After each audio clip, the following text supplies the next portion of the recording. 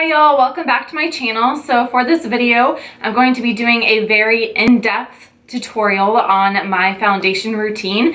I talk about the different types of primers that I use, the different type of primers that are best for your skin type, and then I also talk about foundation, concealer, and powders. So I really hope that you guys enjoy this video. If you do, please give it a giant thumbs up. Oh my gosh, I cannot talk today.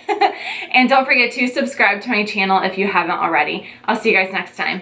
Bye. Okay, so one of the biggest tips that I have for you guys in regards to foundation is really making sure that your skin is prepped and ready for your foundation. So for me personally, I have combination skin. So I do tend to get some dry patches all around my face. It really just depends on where my skin likes to freak out at that point in time. But then I also have an oily T-zone. So I will produce oils mostly around my nose area and then a little bit on my chin and then right here as well.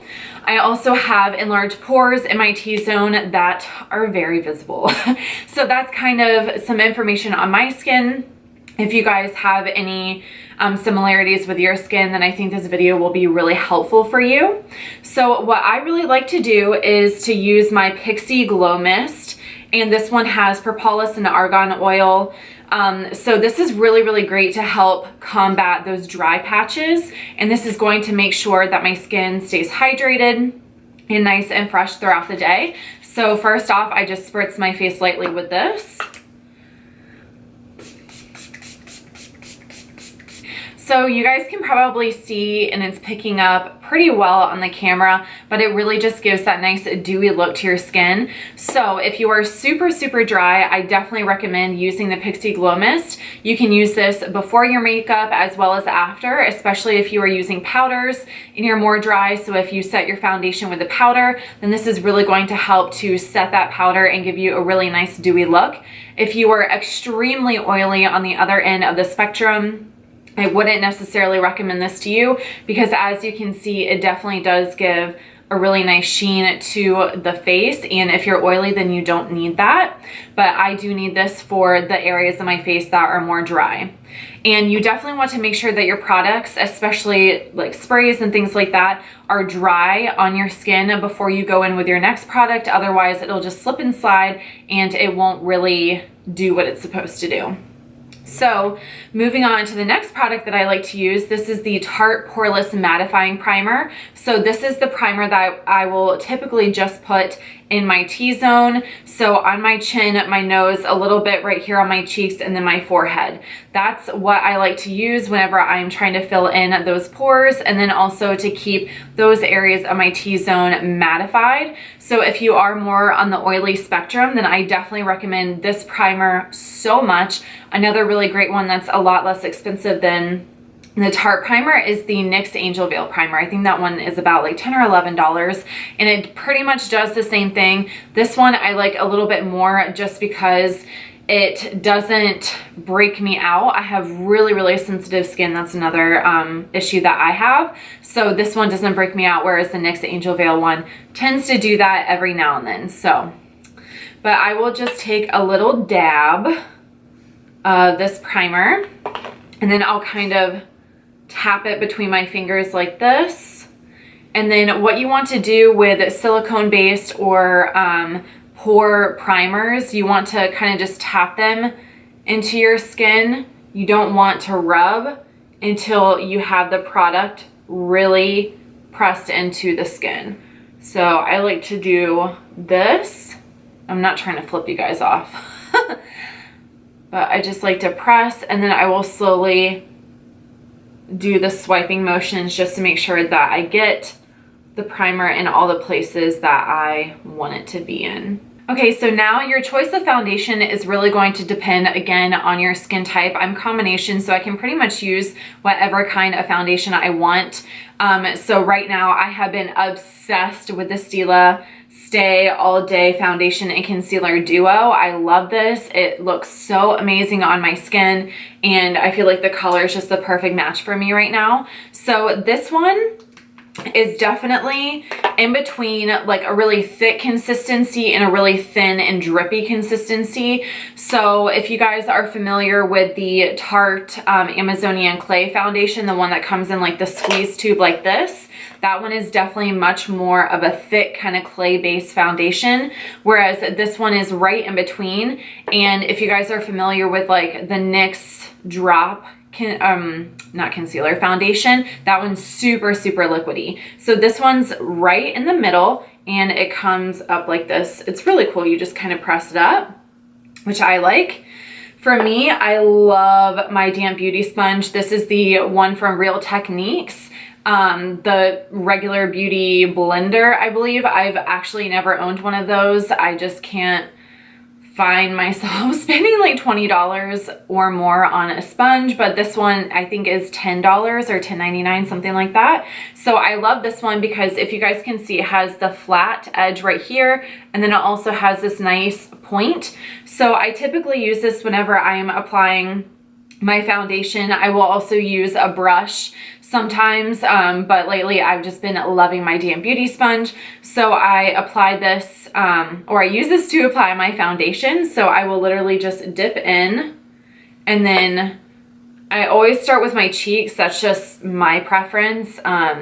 It doesn't really matter. So first tip is with the damp beauty sponge, you want to pounce. You definitely don't want to swipe with this kind of sponge because it will end up leaving a lot of streaks, and it's just not a beauty tool that you want to swipe with. So this one really works well whenever you're trying to press your product into your skin.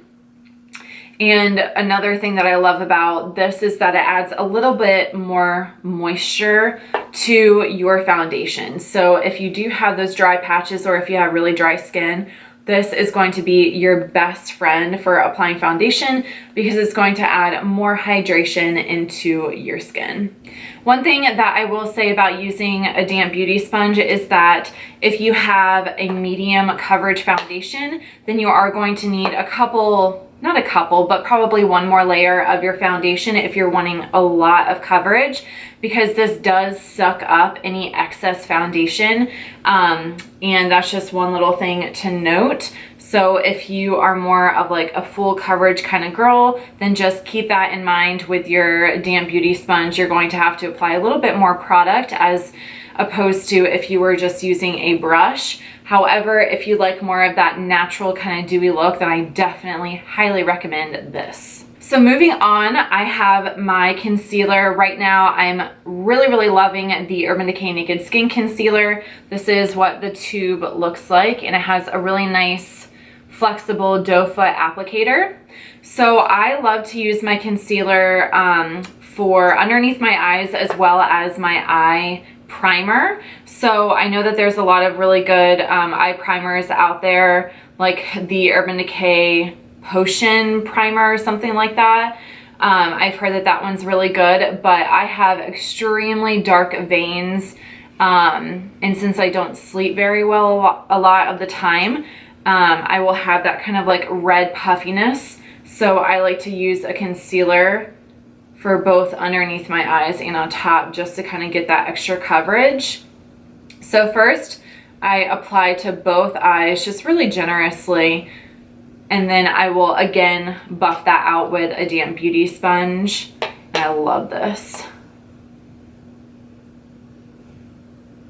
So if you kind of take your time in between like putting on your concealer and then applying a powder to set it, you definitely want to make sure that there's no creases before you set your concealer. Otherwise it will set it with those creases. So that's just something to make sure that it's nice and smooth before you go in with your powder. So the powder that I have been obsessed with for most of this month and the previous month is the Kat Von D Lock-It powder. I've been trying to find a powder that I really love, a loose powder, and this one is just so amazing. So I take a little bit of this and I apply it directly onto both of my eyelids with my Real Techniques contour brush. I love this brush so much for applying this powder. It just is the perfect size and it gets nice into my creases not my creases, but my crevices. So I apply that directly onto my eyelids, and then this is really going to help set the base for our eyeshadows. And then I will take some of the powder on the lid right here, and then using the flat side of my Real Techniques beauty sponge, I pick up quite a bit of product, and then I'm going to lightly press right here underneath my eyes. And this is what everyone calls baking, if you set it there and kind of leave it there for a couple of minutes. So I'm actually going to do this to my forehead as well, because that's where I tend to get a little bit more shiny throughout the day. And then I'm going to do it to my chin as well. So I'm going to go ahead and start on my eyes. I'm not going to be filming that for this video, but I'm going to finish up my eyes, and then I will show you guys what the finished product looks like after I wipe away all of this powder. Okay, so I finished with my eye makeup, so now I'm going to use that same Real Techniques contour brush and just kind of dust all of that excess powder away. You really want to make sure that you get it nice and good so it doesn't leave any sort of white cast. It's a lot of powder. Okay, so that is going to be the end of my actual foundation routine. Now I'm going to go ahead and put the rest of my makeup on, and I will see you guys in a minute. All right, y'all, so that, oh my God, my cat. That is going to conclude this video for you guys. I really hope that you guys had fun just sitting here watching me with my in-depth foundation routine. Let me know what you guys think about the routine and what you guys do for your foundation to make sure that you have a flawless base. I'll see you guys next time. Bye.